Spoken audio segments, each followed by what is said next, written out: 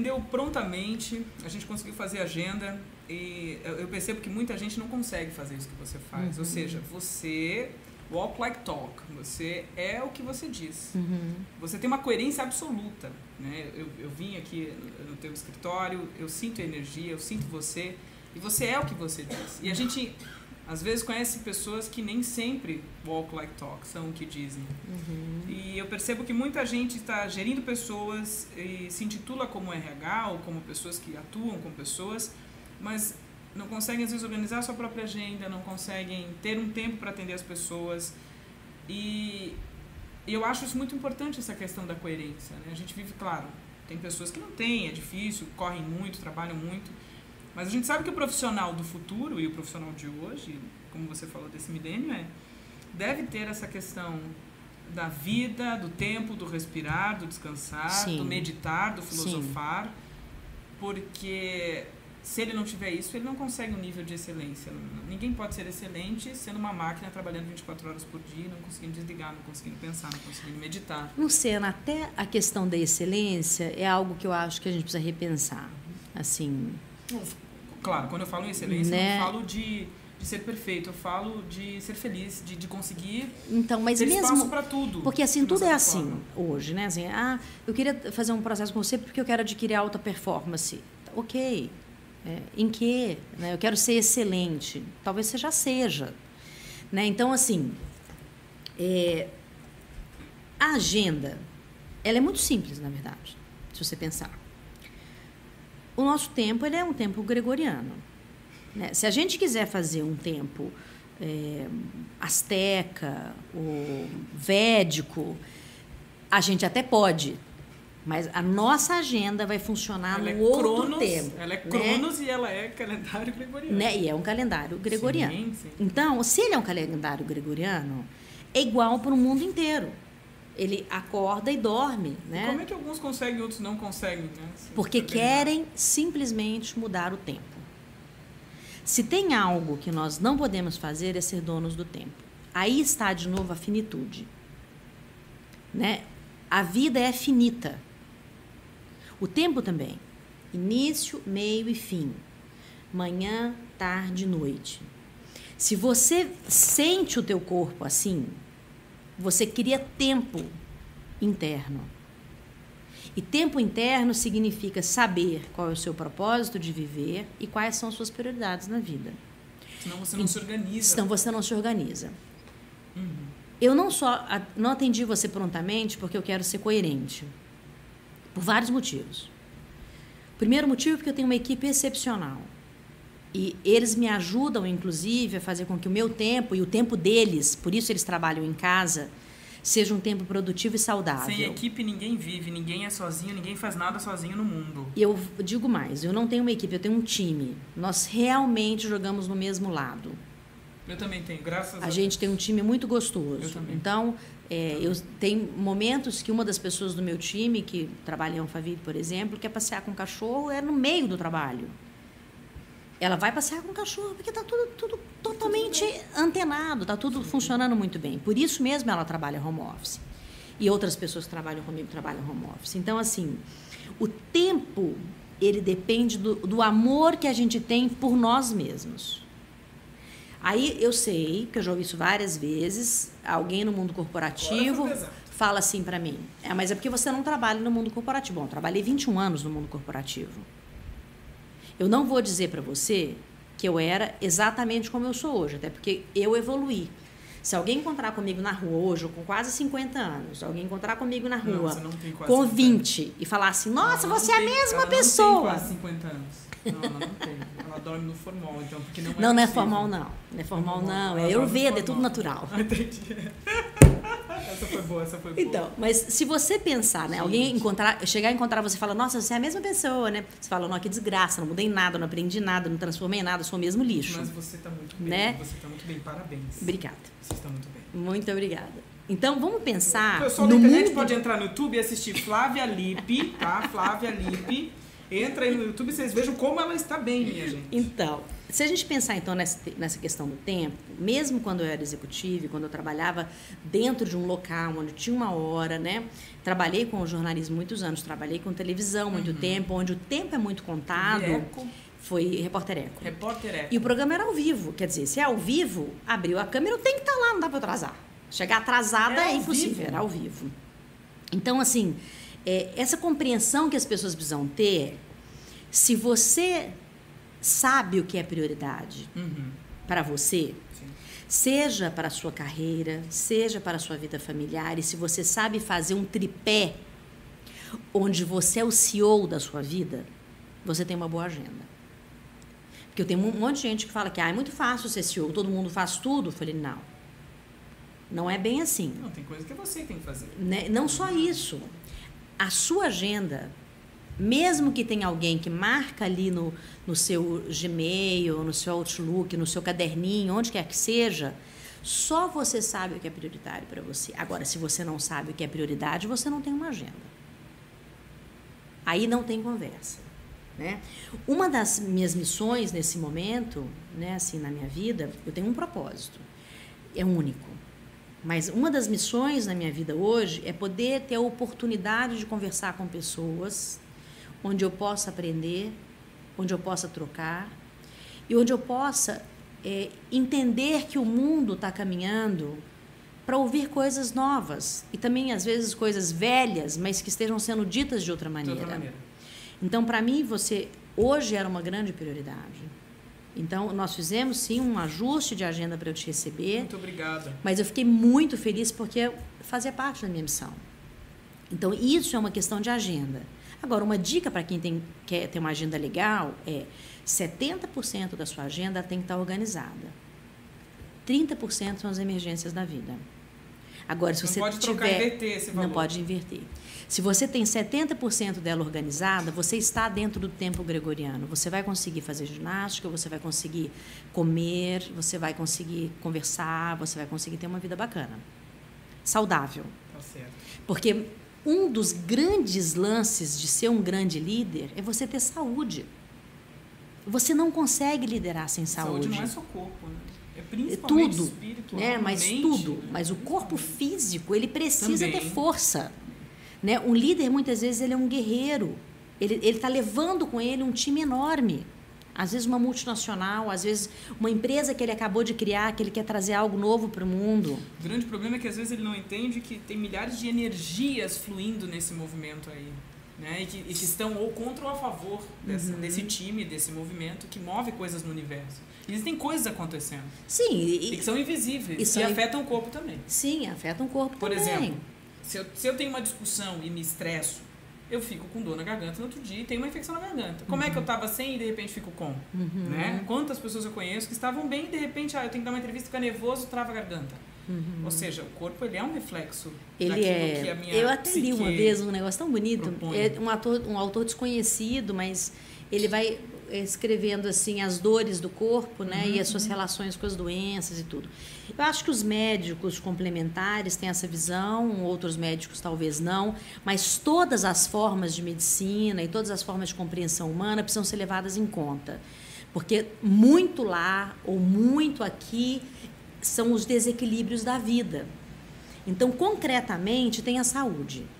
Concretamente é isso, tem a saúde. As opções que você vai fazer para ter saúde dependem muito da sua crença, não da sua fé. Isso é uma outra coisa que a gente precisa entender muito direitinho, né? Porque crente todos nós somos. Todos nós nascemos com uma crença. Nós cremos, né? Nós temos essa capacidade de crer. Fé religiosa, ela está voltada para o externo. Então, você tem que saber muito bem aquilo que você está construindo como crença interna. Até sobre a sua autoimagem. Que vai te levar para frente ou vai te impedir de ter novos conhecimentos. Nada tem a ver com religião. Nada tem a ver com nada. Tem a ver só unicamente com você. Outra dica que eu poderia dar para quem quer ser coach ou mentor, o counseling, o psicólogo, né? Trabalhar com gente. Ou trabalhar com seres humanos nesse projeto de uma vida mais saudável, mais equilibrada, é ter um espelho em casa. né? Porque a gente tem gente que tem espelho no banheiro, na lavanderia, no celular, em todo lugar. Mas o espelho que eu digo é aquele aonde você sai de casa nu, totalmente nu. Então você olha no espelho e você sabe que você está saindo para a rua com as suas vísceras e que Isso você conhece as suas vísceras. Isso é forte. E quando você voltar para casa, você tem que olhar de novo as suas vísceras e ver o que você trouxe da rua. E o que você permaneceu e o que vale a pena você acordar no dia seguinte e levar de novo para fora. Porque existem coisas que a gente pode tirar de nós, que não pertencem a gente mais. Como é que você vê o ego, então, dentro desse contexto? O ego, como Freud fala, aquela estrutura de proteção e de máscara, que ao mesmo tempo pode ser uma proteção positiva, mas pode ser uma máscara negativa e que faz uma projeção de algo que eu não sou para me proteger e para passar uma coisa que eu não sou. Como é que você vê? Quando você fala em víscera, tem alguma relação com o ego? Porque quanto mais eu me reconheço tirano, quanto mais eu me reconheço limitado, quanto mais eu me reconheço aprendiz, quanto mais eu me reconheço egoísta, quanto mais eu me reconheço ser humano, melhor eu posso ser. Agora, quanto mais eu fecho os meus olhos para essa víscera, é isso que você chama de víscera? É isso que eu quero entender. E eu acho que isso também faz parte das nossas vísceras, né? Claro, tem um lado positivo, mas agora falando do autoconhecimento naquilo que eu posso ser como negativo, se eu quiser ser negativo. Eu não sei se eu posso te falar de Freud, porque eu não sou uma conhecedora. Não sou uma pessoa que tem tanto conhecimento para falar de Freud. Eu acho que para poder falar, para falar de Freud, eu preciso de mais uns 50 anos. É muito difícil, o negócio é muito difícil. Agora, como é que a Flávia Lippe vê o ego? Eu acho que eu não vejo o ego. Eu acho que eu vejo o ser humano capaz de construir e reconstruir aquilo que ele tem. Sem nome nenhum, aquilo que ele tem. Se a gente se aproximar dessa verdade que eu estou dizendo para você, que é a nossa proposta, é o nosso propósito de trabalho, se aproximar da verdade humana... De cada um subjetiva. Eu acredito que isso é a víscera de cada um. É essa verdade dele. Entendi. Essa autossinceridade, essa então, integridade. Se ele tiver que botar um chapéu pontudo para entrar numa lanchonete e ele se sente confortável e ele não agride ninguém com isso, e que até acha outro chapéu pontudo na lanchonete, essa é a víscera dele passeando pelo planeta. Então, se é ego... Agora eu entendi. Se é superego, se é id, se é rótulo, se... né? Entendi a tua vibe. Entendi. Ser aquele cara capaz. Você procura não rotular para não promover no cérebro esse movimento de crença. É isso? Porque eu percebo isso muito. Você é bastante refratária com relação a rótulo. Assim. Não, a gente não tem que rotular porque todo mundo é capaz. Todo é mundo isso? é capaz. É porque você não quer condicionar? Porque eu não quero me condicionar. Eu fiz terapia com uma junguiana e ela nunca me condicionou. Eu tinha traços de bipolaridade, mas ela nunca me disse que eu era bipolar. Eu tinha traços depressivos em alguns momentos, eu tive síndrome do pânico, enfim. Bom, quem não teve nesse planeta alguma coisa. Bom, até porque o CID novo, né, médico, todo mundo é tudo, né? Porque a lista é gigante, é uma loucura, né? Assim, é uma lista gigante. E ela nunca me rotulou. E eu percebo exatamente isso nela. Graças ao fato de ela nunca ter me rotulado, é que eu me tornei o que eu quis incondicionalmente a qualquer rótulo. Ela nunca me prendeu a um rótulo. Olha, se eu puder dizer também uma coisa, eu gostaria de dizer o seguinte: se você for um ser que traz equilíbrio para onde você está, você já está fazendo um grande favor para a humanidade e para você mesmo. Se você for bipolar e você conseguir equilibrar o seu ambiente, beleza, quer te chamar de bipolar? Ok. Ok. Mas eu estou prejudicando alguém, eu estou criando um mal muito grande para o outro, eu estou destruindo a mim mesmo. Essas são as perguntas básicas. Eu faço 3 perguntas para quem quer trabalhar comigo, normalmente. Normalmente chega currículo quilométrico, um resumo do que já fez, o que fez e para onde vai, o que é e o que quer fazer e quanto quer ganhar. E eu só pergunto 3 coisas. O que eu posso contribuir na tua vida, o que você pode contribuir na minha e o que juntos a gente pode contribuir para o planeta. Se essas 3 perguntas não são respondidas, por que a gente vai ficar junto? Mesmo você sendo MBA ou mestrado na Universidade de Harvard. Entende? E isso, na verdade, é o que é preciso fazer para sair na rua. É muito bom conversar com você, porque eu vejo que as minhas crenças nessa coisa de fazer bem ao mundo, elas estão bem fundamentadas. Ela não é... Porque às vezes, como a gente vive num mundo meio doido, a gente pensa, meu Deus, será que eu sou tão utópico? Será que eu tô... Eu até acho que às vezes eu tô um pouco... Outro dia eu estava com uma reunião com um cara muito interessante, um cara inteligentíssimo. Ele estava fazendo um trabalho sobre networking e criou um termo chamado netweaving. Ele vai fazer disso um doutorado. O cara é genial, ele chama Messina. O cara é genial. Qual é essa palavra weaving? Não conheço a palavra. É de você... ele criou mesmo. Ah, ele criou a palavra weaving. Que é o netweaving que ele criou. É de você criar relacionamentos afetivos ao invés de criar relacionamentos profissionais que geram um negócio. Olha, fantástico. Entende? É o doutorado dele, vai lançar um livro, inclusive. É um cara genial.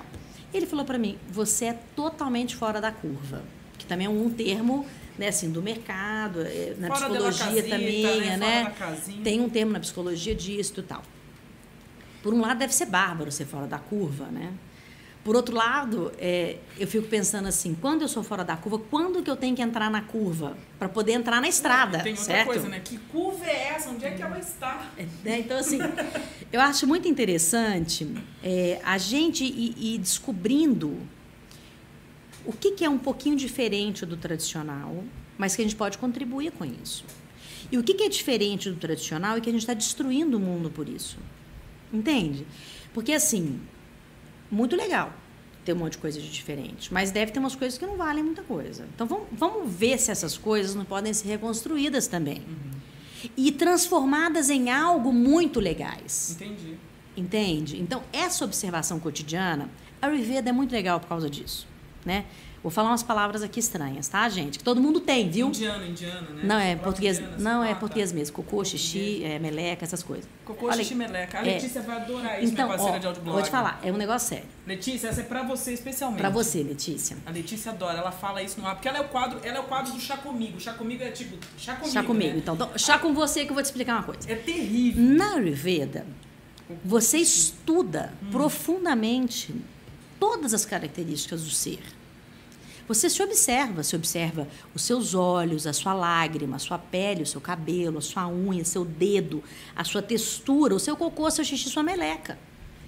Porque lá tem resposta para um monte de coisa. Dizendo algumas coisas sobre você. Até se você for se consultar com um médico complementar, ele vai perguntar: tá duro, tá mole, tá estranho? Claro. Como é que tá a cor do seu xixi? Conhece, não sei perceba, claro. Se você pensar, né, que você observa isso, é uma observação física, né? Sim. Assim, você está observando fisicamente uma coisa, materializada.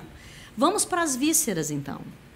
Tá dentro, você não consegue ver. Se você não consegue ver as vísceras, mas você comprar um espelho bem legal e ficar peladão na frente do espelho e ficar olhando, você entra dentro do seu corpo. Aí você consegue perceber... eu fiz essa cara porque eu fiz bariátrica, né? Eu emagreci 60 quilos. Então tem muita pelanca. Aí eu lembrei das pelancas e pensei, mas eu já tô há 1 ano olhando as minhas pelancas com amor. Já aprendi a amá-las, respeitá-las, que elas estão aqui por um propósito. Durante algum tempo elas me serviram, elas agora podem ir embora. Então. Mas quando você falou, por isso que eu fiz essa cara, eu pensei, gente, é muita pelanca. Mas enfim, continuando. Então, você enxerga assim, se você olhar, você enxerga. Então, mas esse enxergar, exatamente o enxergar não julgador de você mesmo. Então, se você faz esse olhar no final do dia e fala, eu não precisava ter falado daquela forma, né? Não precisava ter feito aquilo. Ou então, aquele jeitinho eu podia ter falado a mesma coisa com esse jeitinho que ia ser mais legal e ia dar certo, cara, do mesmo jeito. Aí, no dia seguinte, você vai sair com uma víscera limpa. Você lavou, né? De noite. Lavou, falou, puta, tô nova para uma nova... A água limpa, né? Entendi. Então, assim, é uma faca de 2 legumes, já que eu sou vegetariana, né? Claro. Eu sou vegetariana, então é uma faca de 2 legumes, certo? O que ela deve comer para ter essa pele? Então, com certeza ela não come a carne. ignorância protege muito. Ô, Flávia. Muito. Ô, Flávia. Sabe por que a ignorância Flávia, protege? olha só, Flávia. Isso aí já tá começando. Aí já tá ficando fora da curva. Então, deixa eu te explicar por que a ignorância protege. Não, mas a gente sempre comenta sobre isso, eu converso com os meus amigos que são A ignorância filósofos. protege muito. Será que a ignorância é boa para proteger? Eu sempre converso sobre isso. Eu vou dar assim um aspecto a se pensar, né, e quem sabe discutir sobre isso com os internautas, com as pessoas, né, que eu acho que é uma coisa boa.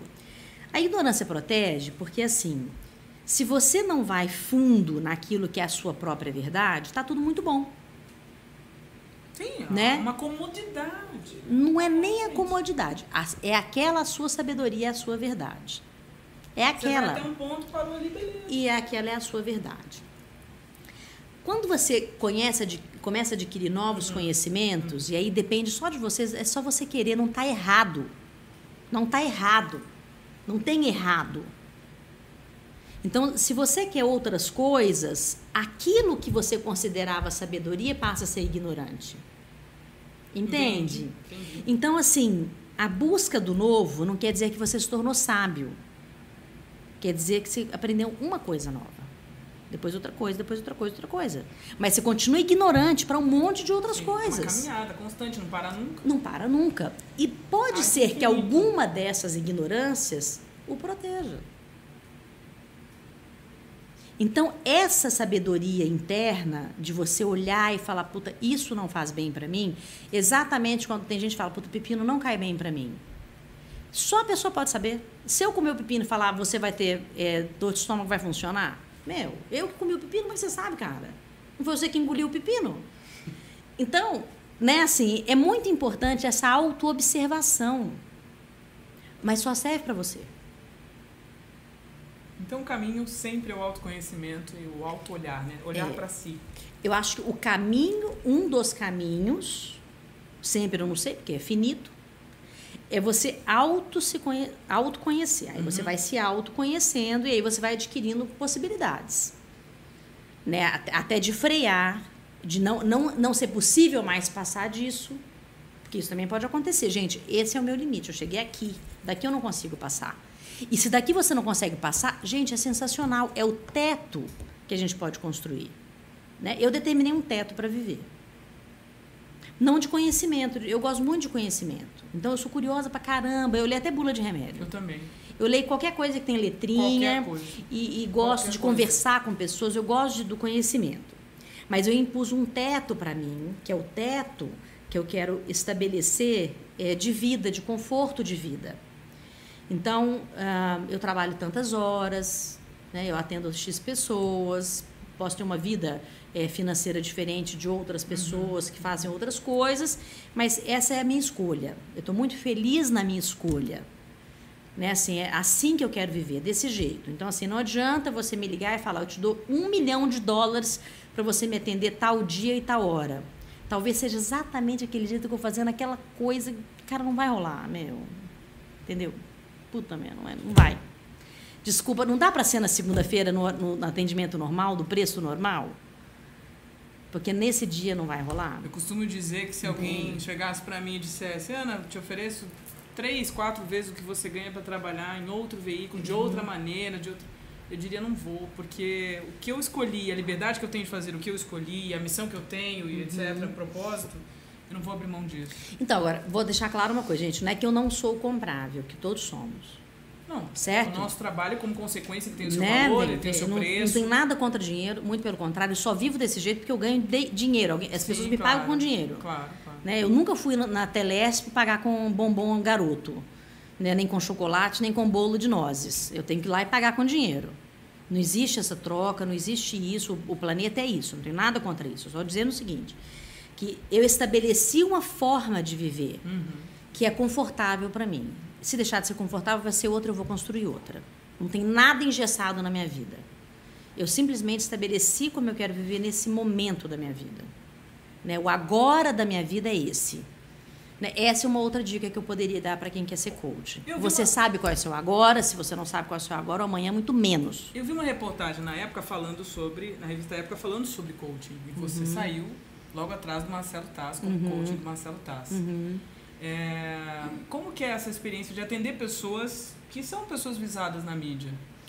Porque às vezes as pessoas polemizam ou fantasiam de que é diferente, como se fosse um ET, mas não é. É gente como todo A maior ser humano. parte dos meus clientes são sigilosos. Inclusive, tem uma pessoa que trabalha comigo, que é a única pessoa que tem acesso aos nomes, telefones, e ela assina um contrato de sigilo comigo. Eu só perguntei do Mas o Marcelo é porque saiu, exatamente. Saiu porque o Marcelo, além de ser uma pessoa extremamente generosa, é uma pessoa que defende o tipo de trabalho que eu venho fazendo.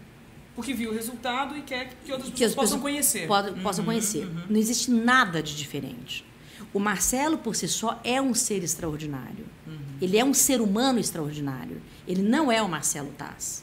Ele é o Marcelo, um ser humano extraordinário. Ponto. Né? Então, se ele, inclusive, fizesse o processo de coaching com outro coach, ele seria bem-sucedido, extraordinário, da mesma maneira.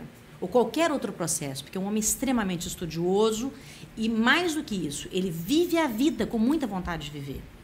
Então, ele é um ser extraordinário. Então, assim, atender pessoas diferentes, né? Atendo muitos CEOs, realmente atendo muitas pessoas que são consideradas pessoas públicas, são todas iguaizinhas a nós.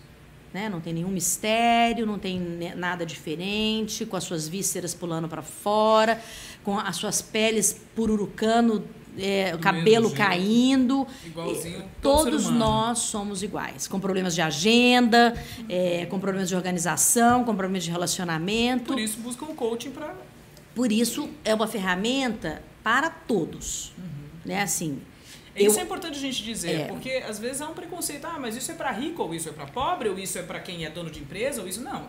O coaching pode ser feito com qualquer pessoa. Qualquer pessoa. Que esteja aberta para isso. Eu tenho uma característica que eu faço, 10% dos meus atendimentos são atendimentos pro bono, eu não cobro. Mas não adianta vir aqui uma pessoa que eu sei que pode pagar, querendo entrar na fila do pro bono, porque não rola. Que também, né, assim, eu sou tonta. Mas já melhorei muito. E com a ajuda do time todo, né, eu fico menos tonta. Você tem um coração gigante, você é generosa. Então deve ser difícil para você às vezes cobrar. Cara, então eu vou te falar eu vou ser sincera. Eu vou te contar uma coisa. Você tá falando, né? Que a pessoa se conhece muito, não sei o que, super bem resolvida. Não, sou resolvida, não. Eu queria mesmo, vou contar. Não, sou não, viu? Eu vou te contar. Sou ser humano igual a todo mundo. Sou ser humano igual a todo mundo. Sabe qual seria o ideal? Também sou. O ideal, vou te falar. O ideal é que eu tivesse ou uma herança ou um marido milionário. Porque eu queria mesmo era atender... Falei. Falei. Sabe por quê? Eu queria atender de graça. Eu sei o que você está falando. Todo o tempo. Porque, gente do céu, eu tenho na minha mão... É muito difícil quantificar vidas, seres... Muito difícil. Movimentos, evoluções. Muito difícil. É muito gratificante. Ou então, gente, se a gente montasse uma cooperativa... Todo mundo pagasse minha conta de água, luz, telefone e aluguel. E eu ia atender o dia inteiro. A ONG eu já tenho, mas eu atendo outra coisa na ONG. Uma ONG linda, tem. Eu participo de uma ONG muito linda. Eu meu pai, uma coisa muito linda. Para fazer uma entrevista com ela, não basta uma tarde. Mas olha que interessante. Se eu pudesse fazer, além dos meus 10% de pro bono, que eu já te falei que eu só atendo de 2 a 3 pessoas por dia, já é um treco complicado. Então, já faço o pro bono. Nisso está o pro bono. É sagrado o meu pro bono, não deixo de atender. Eu queria atender o dia inteiro de graça, cara. Eu queria que a pessoa me ligasse e falasse assim, Flávia, me atende, pra já, vem aqui. Eu sei por que você está dizendo isso. Porque, eu sei por que você está dizendo isso. Meu Deus, tem hora que eu olho e falo, como eu gostaria de poder fazer isso o tempo inteiro. E ter também, não o tempo gregoriano, né, mas o tempo, sei lá, quântico, que eu pudesse atender 24 horas. Porque, e com força, energia, garra, né? E acorda, levanta e vai. Exatamente. Né, com tempo para atender todo mundo. É porque eu não consigo mesmo. Eu sou incapaz. Como você recarrega suas baterias? Porque eu sei que o coaching demanda energia. Muita energia. Nós trocamos energia. E em alguns momentos nós somos, não sugados, porque eu acho uma palavra negativa, mas as pessoas precisam se recarregar e às vezes se recarregam com a gente. Eu acho muito interessante uma fala de Jesus que ele dizia, eu sou o pão do mundo. O que é ser pão? É nutrir as pessoas, só isso, era isso que ele estava querendo dizer. Ele se conhecia e sabia que ele podia nutrir as pessoas. Essa deveria ser a função de todos nós, mas alguns não se nutrem. A gente fazer essa nutrição coletiva para todo mundo viver bem. Mas às vezes a gente fica sobrecarregado nesse sentido de dar muito. Como é que você se recarrega? Porque eu sinto às vezes que é pesado. O yoga e a Ayurveda são as minhas ferramentas de ciência. Né? É a ciência com a qual eu trabalho, a ciência com a qual eu estudo. Fui terapeuta Ayurveda por 8 anos, pratiquei mesmo isso e pratico até hoje, né? Pratico até hoje. Inclusive, eu faço coaching com Ayurveda. Muitas vezes, meus clientes... Eu faço o diagnóstico Ayurveda de todos os meus clientes. Então, eu examino língua, cabelo, pele, faço todo o exame. Biologicamente, eu quero saber como ele está e assim a gente começa um processo. Então, o meu recarregar está nessa filosofia, tanto no yoga, na meditação, na Ayurveda.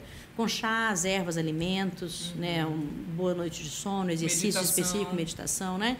E realmente eu me recarrego mesmo, porque... porque você é linda, você está muito bem conservada, então você tem uma energia fantástica, que eu sinto, né? Não é só pela troca com o cliente, mas pela troca com a vida, né? Eu tenho uma vida muito intensa, eu vivo muito intensamente. Então, é perceptível, você é intensa. Se você fosse muito definir intensa. Uma palavra, você se definiria na palavra intensa? Intensa, eu sou uma pessoa intensa. Eu acho até que eu sou cansativa, porque eu sou muito intensa mesmo. Eu acho que, não sei se a pessoa aguenta. Eu acho isso às vezes também? Às vezes eu digo para os meus amigos, eu tenho que me temperar. Me aguentam, porque eu sou intensa. Eu sou intensa, eu tenho que temperar um pouco, porque senão o outro fala, nossa senhora, gente, será que eu vou dar conta, né? Então eu tenho que temperar. Mas é muito parecido. Isso é um exercício muito bacana ao longo da minha vida, de fazer esse tempero, né? De quando eu vou e quando eu fico, quando eu paro. Né? E o coach precisa ter a intensidade do ouvir. A bendita da escutativa. Não a intensidade do falar, porque senão a gente não entra dentro da vida do outro. Gente, a gente tem que encerrar, porque se deixar a gente vai ficar 3 dias aqui conversando, mas foi um prazer. Flávia Lippe, muito obrigada. Obrigada a você. Ter estado com a gente. Eu sei que muita gente vai gostar desse bate-papo. E eu aprendi muito, muito obrigada. Eu também, muito obrigada. Obrigada pela sua generosidade, por ter me buscado, ter me dado a oportunidade de trocar ideias. Imagina, né? Eu te agradeço. Para finalizar, eu queria dizer para as pessoas que têm interesse em estudar o processo de coaching. O IDHL tem um curso para quem quer se formar em coaching, né? A gente tem um curso, na verdade, dentro de uma universidade, que hoje é uma pós-graduação aprovada pelo MEC. Ok. Então, é muito específico dentro da universidade. Eu não faço a formação externa. Entendi.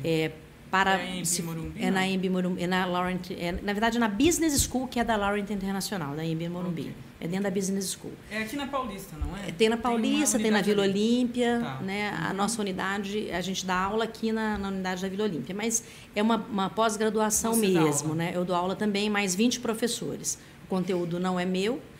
Né? Ela tem tempo para dar tem aula, parte do conteúdo que é meu, né? Assim, a minha aula é meu conteúdo e cada professor traz seu conteúdo, porque eu acho que isso é uma coisa interessante. Os coaches são diferentes. Então, se são 20 pessoas diferentes, são 20 visões diferentes de um mesmo fato, então são 20 verdades diferentes. Eu acho que isso é muito legal. Muito né? Então, para finalizar, eu queria dizer o seguinte: se vocês querem estudar coaching, estudem. Escolham as escolas não pelo preço, não pelo certificado. Às vezes nem sempre a mais cara é a melhor, né? Às vezes não. Né?